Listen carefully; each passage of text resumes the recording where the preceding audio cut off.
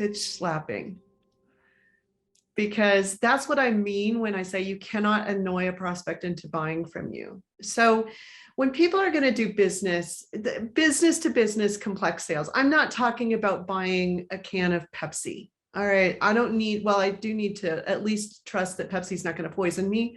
Well, I guess they are poisoning me, so I don't even need that, do I?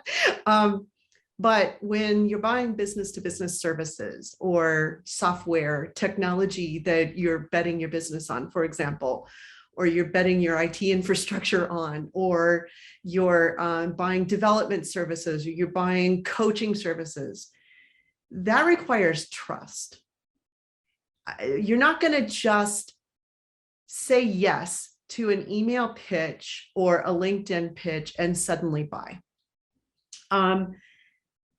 In LinkedIn, I look at LinkedIn as like kind of the last platform, the last place where people can get online and trust that they can have human to human conversations.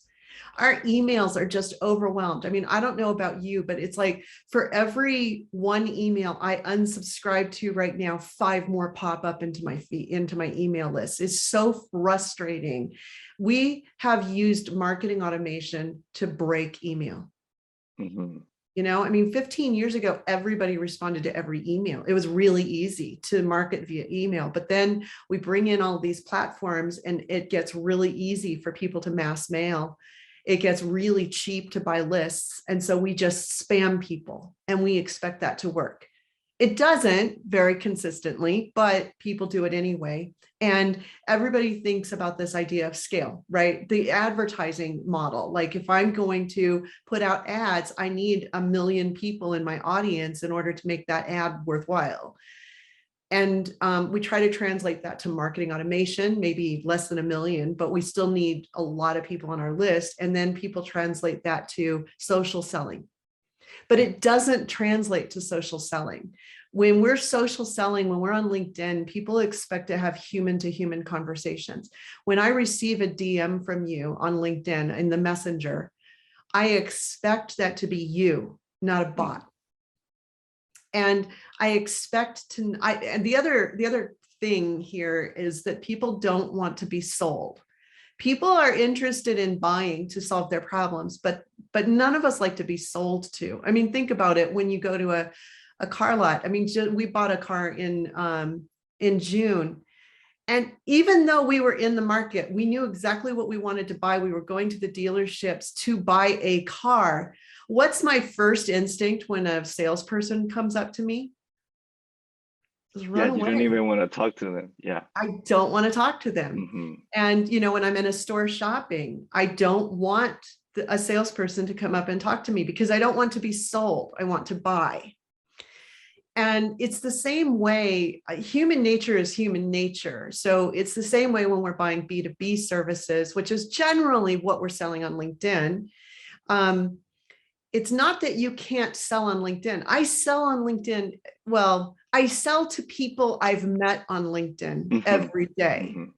But that's a really important differentiator. I don't sell them on LinkedIn. I get acquainted with them. I have a conversation with them on LinkedIn. And then if I detect a need, then I will offer something. So your example, you know, it's like we had a conversation on LinkedIn. And to be honest, I should have looked at it before this call because I don't remember exactly what we talked about. But, you know, you had responded to something I'd posted and we had a dialogue. So now if I'm going to offer you something, it needs to be directly related to our dialogue. I'm not going to send you a cut and paste message because that's not going to feel authentic to you. We can smell that, like we get them all the time. So it's obvious when something is cut and paste. So I looked at our sequence of conversation and I sent you something that was relevant to our conversation. I didn't send that message to everybody in my LinkedIn box. Nobody got the same message twice, you know, except this one person that I completely blew it. And I didn't go all the way back in our feed. We'd had like this really long dialogue. And I sent him a message. It wasn't identical, but I sent him an offer twice and he called me out on it. And he's like, oh, I feel like I'm being pitch slapped. So you see, people, even though I didn't remember that I'd already sent him a message about that webinar, he remembered. And so the point I'm trying to make, and I don't know if I'm making it very well, is that you want to get into dialogue on LinkedIn in the DMs, don't just jump in there and pitch. It's annoying when you pitch, it irritates people, and you're never going to build trust.